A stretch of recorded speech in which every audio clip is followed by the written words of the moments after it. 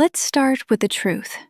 Most relationships fall apart because nobody knows who's leading, and everyone's tired, frustrated, and confused.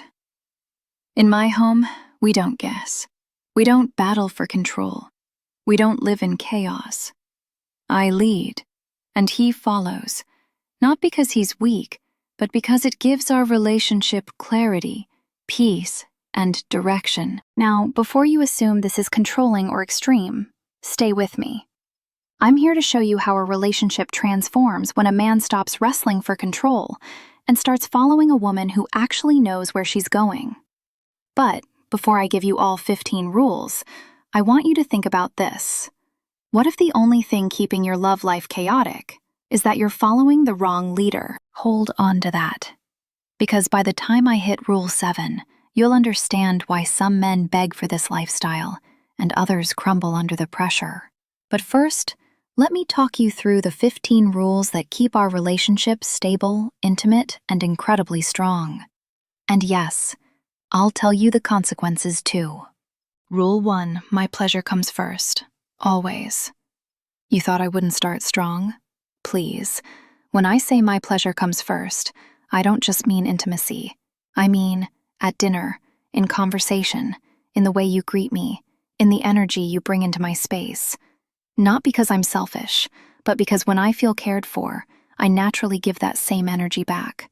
The way you treat me sets the tone for everything else. If you break this rule, oh honey, have you ever seen a woman go emotionally cold?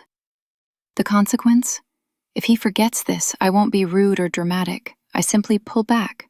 I'm quieter, less available, less affectionate.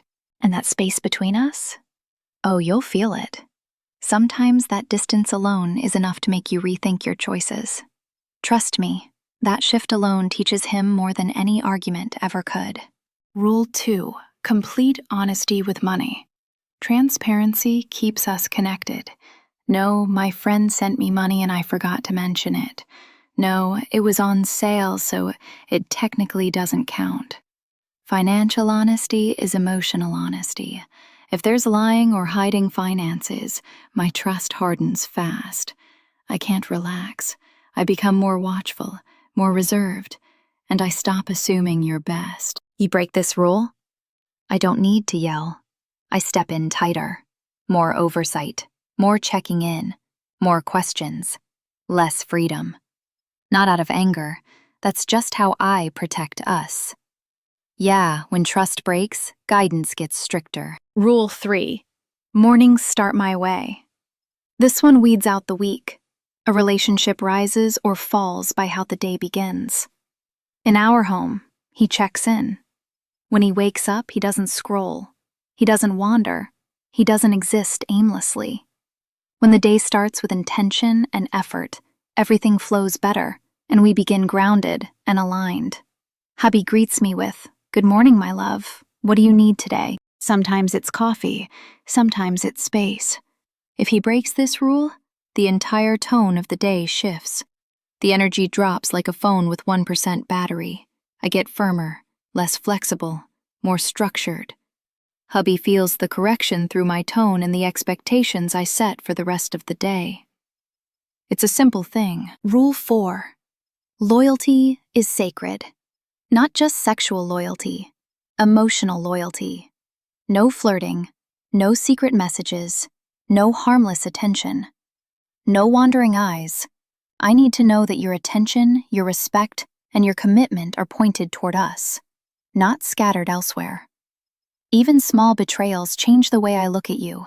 I become distant, protective of myself, and slower to let you get close again. One slip, and I pull back. Quietly. I don't cry. I just built a wall so thick, you'll need time to ever get through again. Loyalty isn't a suggestion. The consequence? When loyalty cracks, rebuilding that, it takes time, consistency, and a level of accountability you may not enjoy. And nothing feels colder than a woman protecting her heart. Nothing extreme, just enough to remind you that actions have impact. And yes, I'll use firmer discipline when I see the same mistake twice. Now we're getting close to that rule men break constantly. the one that changes how a woman sees him in a single moment. Keep listening. Rule 6. Freedom exists only within boundaries. Absolutely, yes, you can have golf. You can have your boys' night. You can have your gaming. Everything stays within the boundaries we set together. But step outside the boundaries I set? Oh, honey, that freedom evaporates like water on hot concrete. The consequence? If he steps outside those boundaries, your freedom tightens. Plans get limited. Privileges get paused. I become more involved in the decisions you usually make alone. Not to control you, to bring you back into alignment. Rule 7. My word is final. Not because I'm a tyrant, because indecision kills relationships. You can talk, you can share, you can plead your case. But when I make a decision, I expect it to stay made. Break this rule by arguing, sulking, questioning, or revisiting it. The consequence? I shut down the conversation. I won't argue. I won't negotiate. Endless back and forth drains us both. You'll just notice that I stop entertaining the debate and things get a lot more structure. More daily chores around the house for a while. Rule 8. Affection is earned. Yes, earned. When you treat me with respect, affection flows naturally. When you disrespect me, break trust, or ignore a boundary, the consequence, you'll reach for me in bed, and I'll shift just an inch out of reach. You'll feel the absence immediately.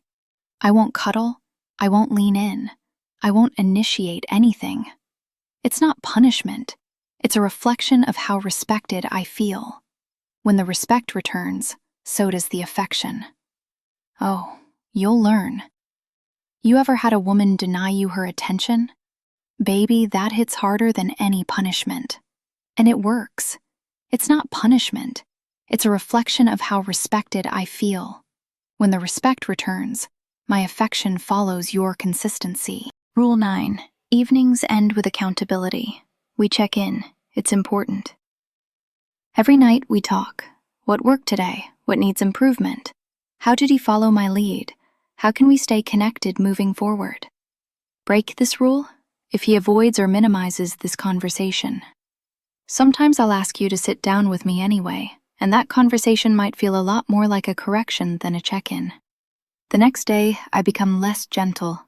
Your day is more structure. No phone, just detail work around the house to correct your focus. Trust me, he feels that shift. Now listen closely. Rule 12 is the one that exposes men instantly. Every man thinks they're strong until we hit that rule. We're not there yet. Keep listening. Rule 10. Emotional control is mandatory. No yelling. No slamming doors. No shutting down into silence. You don't get to storm around or walk off. Break this rule? If he loses emotional control, I instantly remove my energy from the situation. I won't chase you. No reactions. No feeding the chaos. No engaging in the drama. Have you ever tried to rage at someone who refuses to fuel it? Exactly. If it becomes a habit, I step in with firm discipline for a realignment, to correct emotional meltdown moments. Rule 11. Serve without expecting praise. Helping shouldn't come with entitlement. If your service comes with attitude or need for applause, your acts of service start feeling manipulative. Helping, supporting, and contributing shouldn't be transactional. Do it because it strengthens what we're building. Break this rule? I shut that down instantly. That means fewer opportunities to contribute. Trust me, that doesn't feel good once you realize what you lost. Rule 12. Never make me repeat myself. This is that rule. If I've clearly communicated something, I expect it to stick. Break it? Well, have you ever watched a woman lose admiration in real time? It's quiet. It's subtle. The consequence? If he forgets or ignores it, my tone changes. I switch into a more directive tone, shorter instructions, less conversation, and depending on the situation, I may add in a stern discipline just to reinforce the importance of listening to me. Rule 13. Don't challenge me publicly. We are a team. If you disagree, bring it to me privately, never in a way that undermines us. Break it? You'll feel embarrassment wash over you in slow motion as I correct you right there. No scene, just firm clarity.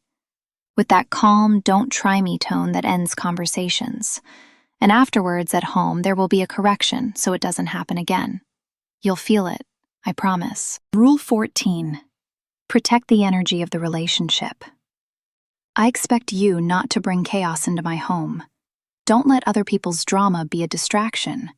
No reckless decisions that disrupt our peace. Break it?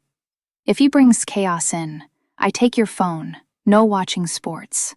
Everything you enjoy is paused. Our home becomes more disciplined, less flexible with tighter boundaries, until everything settles again.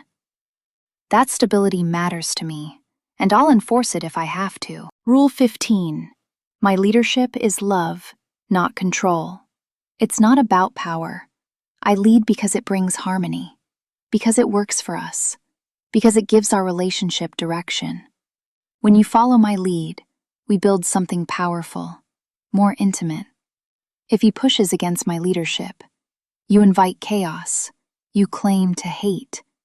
There's more tension, more miscommunication, and a less peaceful relationship. And when that happens, yes, I will step in with a firmer hand until the balance returns. Now that you've heard the rules and the consequences, which of these rules resonate with you?